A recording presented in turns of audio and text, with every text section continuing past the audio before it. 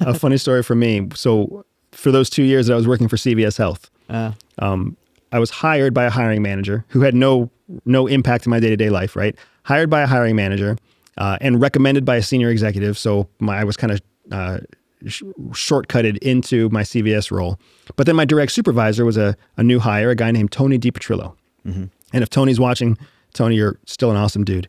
So he was my first line supervisor. And so he saw all of my flaws very early on, right? Like I didn't know how to use the systems. I didn't have familiarity with project management. I had to learn it all, right? But he saw right away, like, there's no way this guy was qualified for the job he was hired for. 2 years later, Tony has climbed up through the ranks. I've climbed up through the ranks. And my resume is finally cleared. CIA finally acknowledges I'm a former CIA officer. They send me the verbiage that I'm allowed to put into my resume. And of course, for 2 years, my 57,000 thoughts are, I don't deserve this job. I took this job from somebody else. Like, I know I'm doing well, but I'm a phony, I'm a fake, I'm a fraud. Yeah. So I take my resume and I go knock on Tony's door, who's now in a different department, a different office. And I'm like, hey, Tony, I just wanted to share this with you.